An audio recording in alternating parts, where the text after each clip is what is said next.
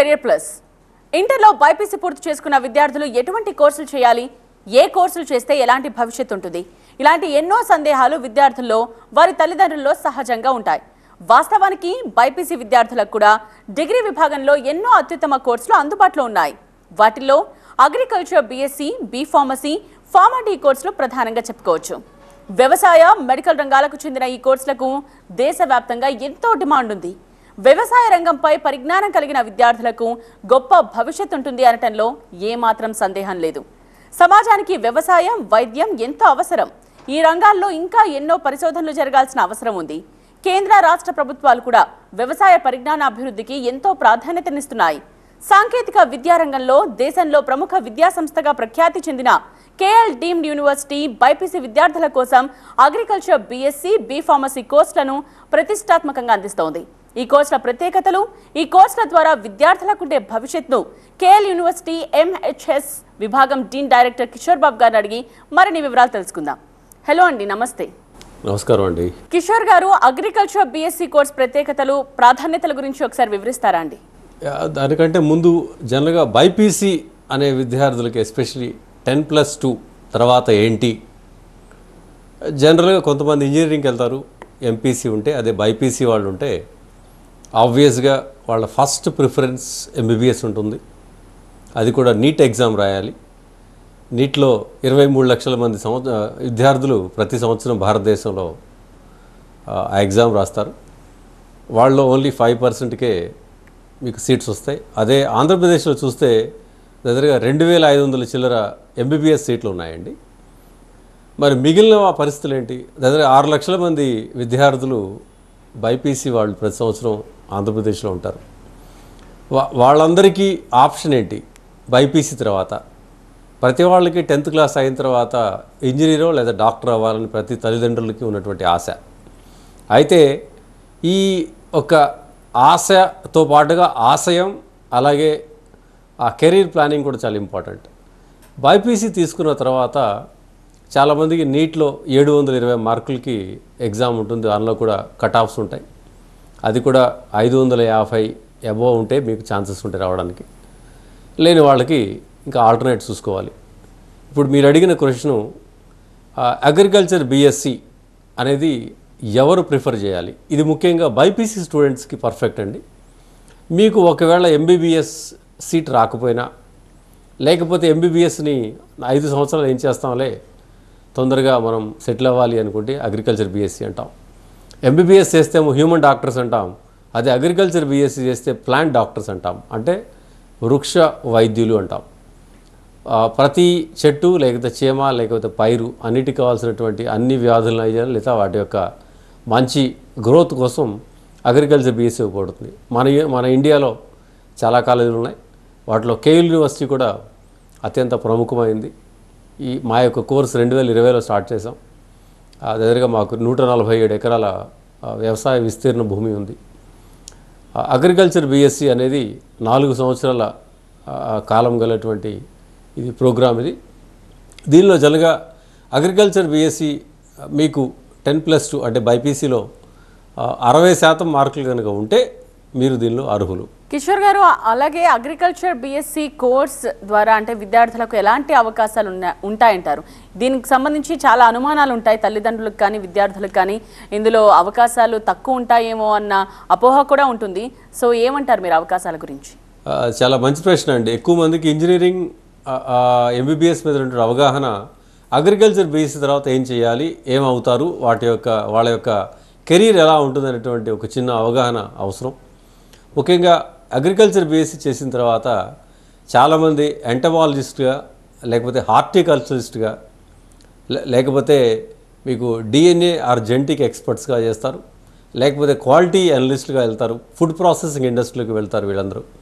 వీళ్ళందరికీ మంచి మంచి ప్యాకేజీలు ఉంటాయి. ఇంజనీరింగ్, ఐటీలో మీకు యూజువల్గా per year 3.5 lakhs package start అయితే, వీళ్ళకి అగ్రికల్చర్ బీఎస్సీ వాళ్ళకి ముఖ్యంగా వీళ్ళకి 5 lakhs స్టార్ట్ అవుతుంది. ముఖ్యంగా మీకు ఎస్బీఐ లేకపోతే అన్ని బ్యాంక్స్లో అగ్రికల్చర్ బీఎస్సీ చేసినటువంటి స్టూడెంట్స్ని మాత్రమే ప్రిఫరెన్స్ ఇస్తారు. 70% మంది ప్రొఫెషనరీ ఆఫీసర్స్ బ్యాంక్స్లో అగ్రికల్చర్ వాళ్ళు తీసుకుంటారు. ఎందుకు అంటే మనది అగ్రికల్చర్ ప్రధానమైనటువంటి దేశం. దానిలో వ్యవసాయ రుణాలు ఎక్కువ, అలాగే రైతు పరపతి సంఘాలు కూడా ఎక్కువ.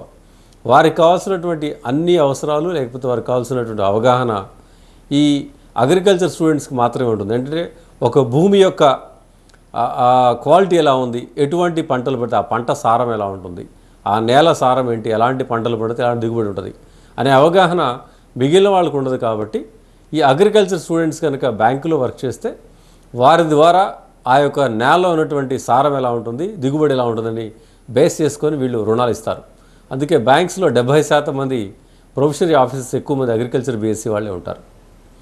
రెండవది మన దగ్గర ఫుడ్ టెక్నాలజీ ఇండస్ట్రీ, లేకపోతే ఫుడ్ ప్రాసెసింగ్ ఇండస్ట్రీ, లేకపోతే ఫుడ్ ఎక్స్పోర్ట్స్, వీటన్నిటిలో కూడా బీఎస్సీ అగ్రికల్చర్ వాళ్ళని తీసుకుంటారు. ఎందుకు అంటే వీరికి కంప్లీట్ అవగాహన ఉంటుందండి. వీళ్ళు ఎంటమాలజీ చదువుతారు, అలాగే జెనెటిక్స్ చదువుతారు, బయోకెమిస్ట్రీ చదువుతారు, ప్లాంట్ ఫిజియాలజీ చదువుతారు. అనేక సబ్జెక్ట్స్ చదవటం వల్ల వీరికి కంప్లీట్ అవగాహన ఉంటుంది. ఎటువంటి వస్తువులు ఎలాంటి ఉత్పత్తి అవుతుంది, అలాగే వాటిలో ఎటువంటి క్వాలిటీ ఉండేటువంటి అవగాహన వీళ్ళకి ఉంటుంది. కాబట్టి వీరి యొక్క ఇంపార్టెన్స్, ప్రాముఖ్యత చాలా ఎక్కువ ఉంటుంది. వీరి యొక్క కెరీర్ అవకాశాలు కూడా చాలా అపారం. అండ్ వీళ్ళ యొక్క స్టార్టింగ్ జీతాలు కూడా చాలా మంచిగా ఉంటాయండి. అండ్ అగ్రికల్చర్ బీఎస్సీ అనగానే ముందుగా ఐకార్ సర్టిఫికేట్ ఉందా అని అడుగుతూ ఉంటారు. సో ఆ సర్టిఫికేట్ ప్రాధాన్యత ఏంటి? కేఎల్ విద్యా సంస్థకు అసలు ఎలాంటి గుర్తింపులు ఉన్నాయండి? ఐకార్ సర్టిఫికేట్ అనేది కంపల్సరీగా కావాలండి. ఎందుకంటే ఈ రోజున ముఖ్యంగా ఆంధ్రప్రదేశ్లో కానీ లేకపోతే ఇండియా ఇతర రాష్ట్రాల్లో కూడా ఐకార్ అనేది ఆ యొక్క ఇన్స్టిట్యూషన్ యొక్క క్వాలిటీ ఎలా ఉంది, అధ్యాపకుల యొక్క నైపుణ్యం ఎలా ఉంది, వసతులు ఎలా ఉన్నాయి, ఇవన్నీ కూడా బేరీజు వేసి ఐకార్ సర్టిఫికేట్ ఇస్తారు. అయితే ఐకార్ సర్టిఫికేట్ అనేది ఒక బ్యాచ్ బయటికి వెళ్ళిన తర్వాత ఆ ఐకార్ సర్టిఫికేట్ ఇవ్వడం జరుగుతుంది. ఇప్పుడు మా యొక్క final year students KL university నుండి బయటకు వస్తున్నారు, రేపు జూలైకి బయటకు వస్తారు. ఆ తర్వాత మేము ఐకార్ అక్రిడేషన్ అప్లై చేయడానికి అవకాశం ఉంటుంది. అప్లై చేసిన 3 నెలలు వచ్చేస్తుంది. కాబట్టి ఐకార్ కూడా మాకు వచ్చేస్తుంది. అలాగే మొదటి బ్యాచ్ స్టూడెంట్స్కి ఐకార్ కంపల్షన్ కాదు. ఇప్పుడు మొదటి బ్యాచ్ బయటికి వెళ్తుంది కాబట్టి వాళ్ళు ఉద్యోగాల్లో స్థిరపడే లోపు మేము కూడా ఐకార్ తెచ్చేస్తాం. ఐకార్ ఉన్న ఇన్స్టిట్యూషన్స్ చేరడం కూడా మంచిదే. ఐకార్ అనేది ఒక ఇన్స్టిట్యూషన్ యొక్క క్వాలిటీ, వాళ్ళ యొక్క ఇన్ఫ్రాస్ట్రక్చరు, ప్లస్ ఫ్యాకల్టీ ఎక్స్పర్టైజ్ ఎలా ఉంది, ప్లస్ ఫీల్డ్ ఉందా లేదా, వ్యవసాయ భూమి ఎంత ఉంది, అవి నిజంగా వాడుతున్నారా, ఇవన్నీ కూడా అసెస్ చేస్తారు. ముఖ్యంగా అత్యాధునిక ల్యాబ్స్, దానిలో ఎక్విప్మెంట్ ఇవన్నీ ఉన్నాయో లేవో వాళ్ళు బేరీజు వేసి ఇచ్చేటువంటి ఒక అక్రిడేషన్. అంటే యాక్చువల్గా హైకోర్టు రూల్ ప్రకారం ఐకార్ కంపల్షన్ కాదు. అయినప్పటికీ ఐకార్ అనేది ఉంటే ఆ ఇన్స్టిట్యూషన్ యొక్క క్వాలిటీ స్టాండర్డ్స్ మంచిగా ఉంటాయని మనకు ఉన్నటువంటి ఒక నమ్మకం. అంటే మీ ఇన్స్టిట్యూషన్స్లో ఫ్యాకల్టీ గురించి చెప్పండి. అంటే ఎలా ఉంటారు స్టూడెంట్స్ అండ్ ఫ్యాకల్టీకి మధ్యలో అండర్స్టాండింగ్ ఏ విధంగా ఉంటుంది? రీసెంట్గా ఒక సెంట్రల్ ఇన్స్టిట్యూట్ ఒకటి సర్వే చేసింది ఏంటంటే అగ్రికల్చర్ ఫ్యాకల్టీ ఎక్కువ మంది క్వాలిఫైడ్ కాదు అని. ఓకే. అయితే కేఎల్ యూనివర్సిటీలో మొదటి నుండి 2020 నుండి అందరూ ఫ్యాకల్టీ డాక్టరేట్సే ఉన్నారండి. వాళ్ళందరూ కూడా పబ్లికేషన్స్ బాగా చేస్తారు. ప్లస్ అందరికీ కూడా హ్యాండ్స్ ఆన్ ఎక్స్పీరియన్స్, తక్కువలో తక్కువ మీకు 5 సంవత్సరాల ఎక్స్పీరియన్స్తో ఉన్నారు. మ్యాక్సిమం హైయెస్ట్ ఎక్స్పీరియన్స్ మా దగ్గర 40 సంవత్సరాలు ఉన్నటువంటి ఒక రత్నప్రసాద్ గారు, డైరెక్టర్ గారు, ఆయన లామ్ ఇన్స్టిట్యూషన్లో అడిషనల్ రీసెర్చ్ డైరెక్టర్గా చేశారు. ఆయన ఇప్పుడు మా యొక్క అగ్రికల్చర్ కాలేజ్ని సారథ్యవాతలో నుంచి ఆయన ద్వారా స్టూడెంట్స్ అందరూ అత్యంత ప్రయోజనాలు పొందుతున్నారు. మా ఫ్యాకల్టీ అందరూ కూడా highly qualified and very good experience ఉంది. బైపీసీ చదివిన విద్యార్థులకు ఇంకా ఎలాంటి కోర్సులు ఉన్నాయండి? ఆ కోర్సుల ప్రత్యేకతల గురించి ఏమైనా చెప్తారా? బైపీసీ స్టూడెంట్స్కి సహజంగా ఫస్ట్ ప్రిఫరెన్స్ ఇదా చెప్పినట్టుగా ఎంబీబీఎస్ అంటారు.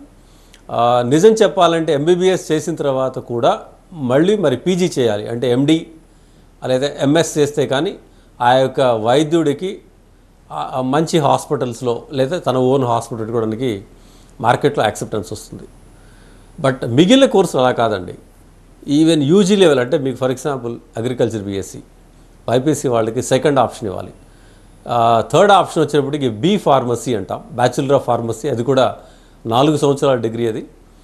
అట్లాగే దీని తర్వాత బీఎస్సీ ఫుడ్ టెక్నాలజీ అంటాం, ఇది 3 సంవత్సరాల వ్యవధి.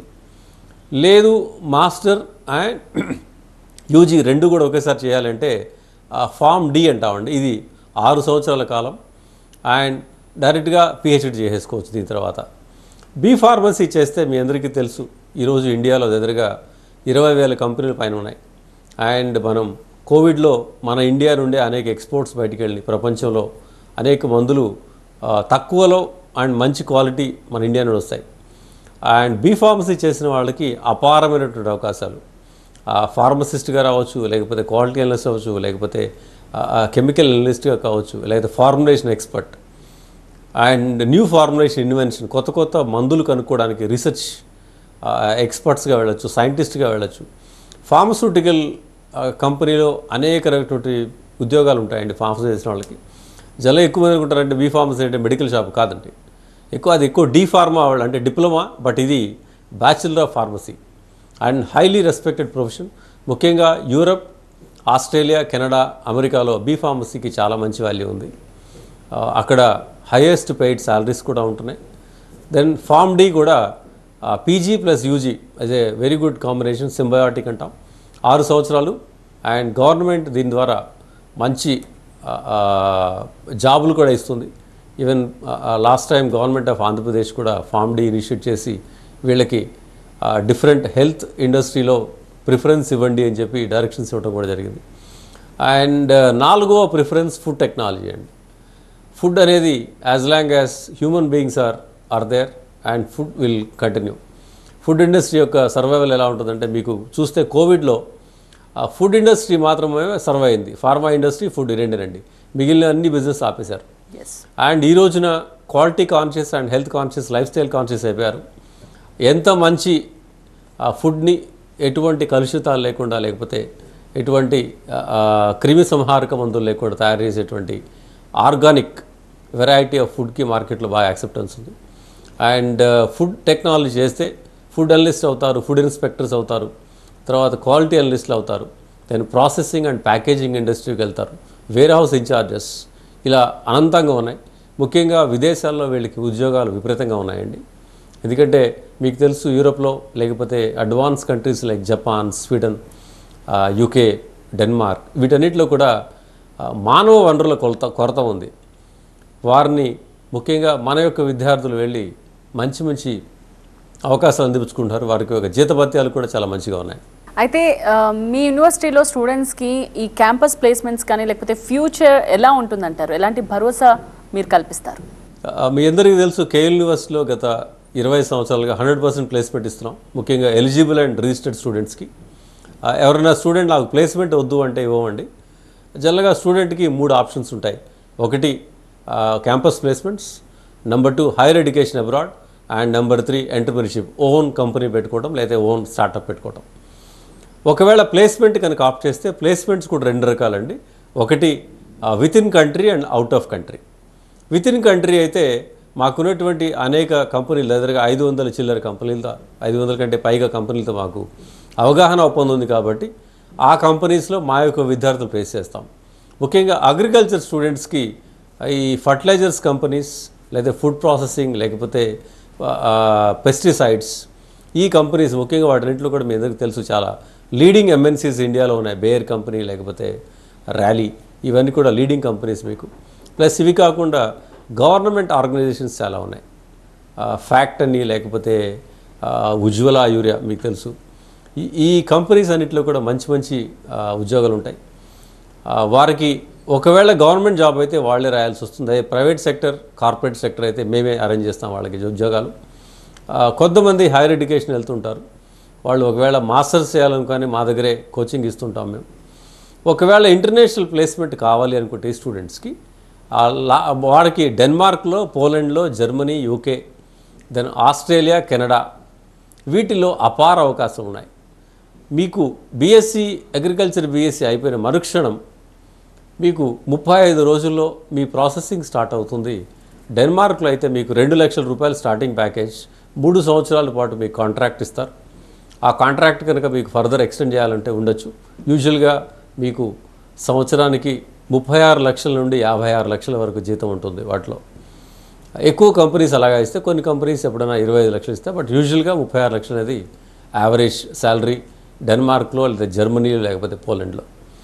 ఒకవేళ యూకేలో వెళ్ళాలన్నా కానీ ఈ యొక్క 4 ఫార్మసిస్ట్ కానీ లేకపోతే బీఎస్సీ అగ్రికల్చర్ చేసినటువంటి విద్యార్థికి కానీ లేదా ఫుడ్ టెక్నాలజీ ఎక్స్పర్ట్స్ కానీ లేకపోతే ఫార్మ్డీ ఈవెన్ బయోటెక్నాలజీ ఈ విద్యార్థులందరికీ మంచి ప్యాకేజీలు ఉంటాయండి. అవి ఈ సంవత్సరం మా మొదటి బ్యాచ్ అంటే 2020-24 బ్యాచ్ ఈ సంవత్సరం బయటకు వస్తుంది. వీళ్ళలో 34 మంది మాకు ఫారెన్ ప్లేస్మెంట్ కావాలని ఆప్ట్ చేసుకున్నారు. వాళ్ళకి ప్రాసెసింగ్ స్టార్ట్ చేసాం.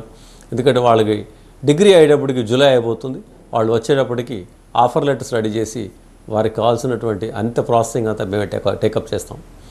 ఫుడ్ టెక్నాలజీ వాళ్ళకి కూడా ఈ సంవత్సరమే స్టార్ట్ చేసాం. ఈ సంవత్సరం 2వ సంవత్సరం వాళ్ళకి ఇంటర్న్షిప్స్ CTFRI అంటాం, అంటే సెంట్రల్ ఫుడ్ రీసెర్చ్ ఇన్స్టిట్యూట్ అంటాం.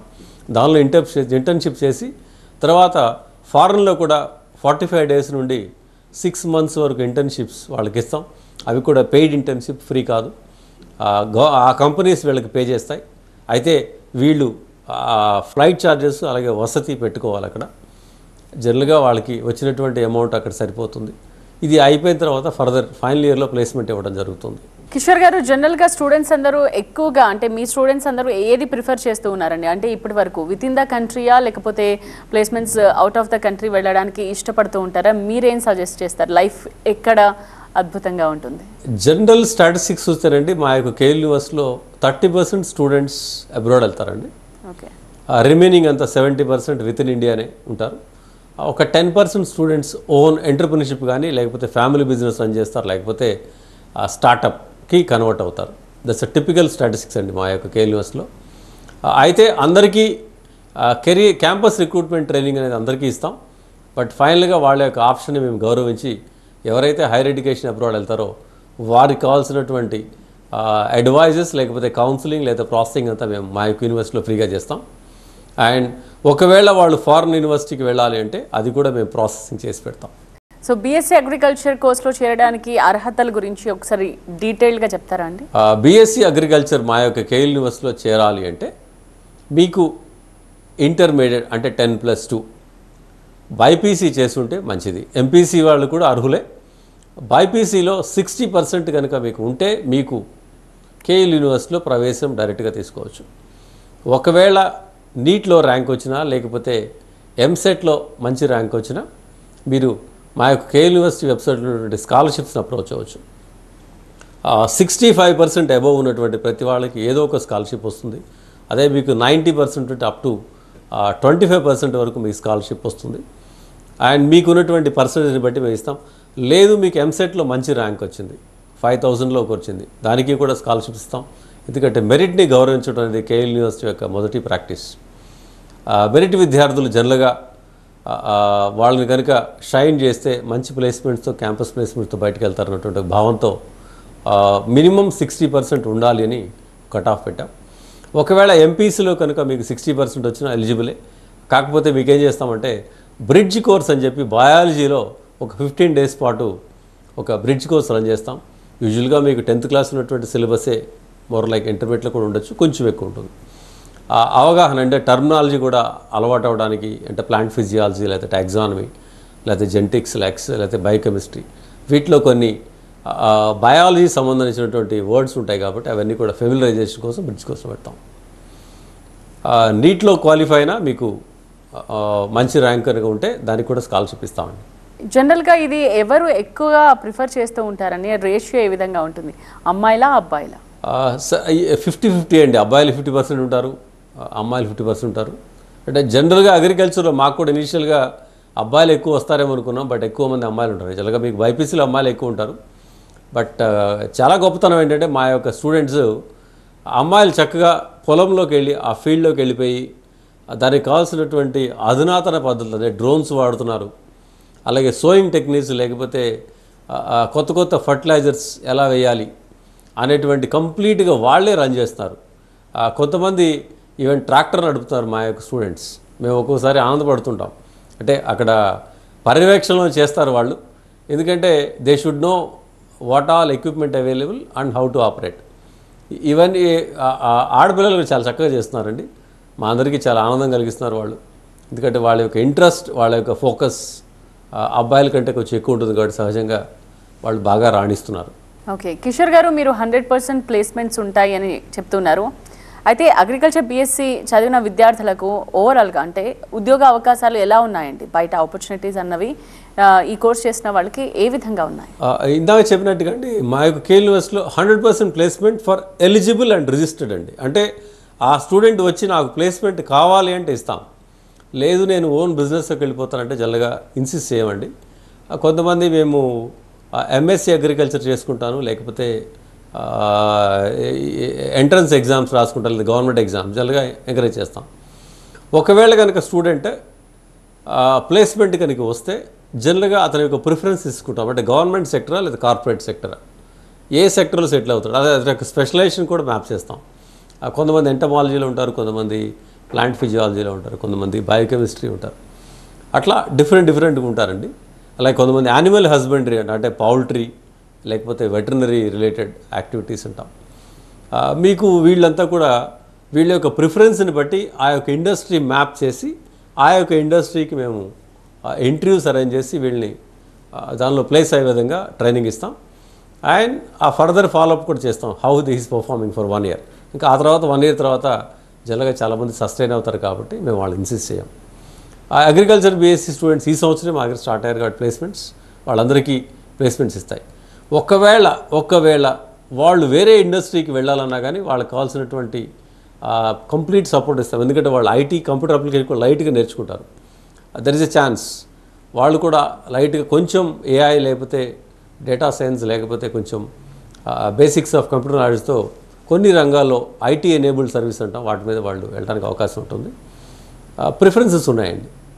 లేదు వాళ్ళు ఒకవేళ అగ్రికల్చర్ బీఎస్సీ తర్వాత ఈవెన్ పీజీలో ఎంబీఏకి వెళ్ళాలన్నాక వాళ్ళకి గైడెన్స్ ఇస్తాం మనం. కిషోర్ గారు, అంటే +2 అయిన తర్వాత బైపీసీ కంప్లీట్ చేసుకున్న తర్వాత ఒక్కసారి మీ యూనివర్సిటీలో ఎంటర్ అయితే ఇంకా పూర్తిగా సెటిల్ అయ్యేంత వరకు కంప్లీట్గా బాధ్యత మీదే అంటారు?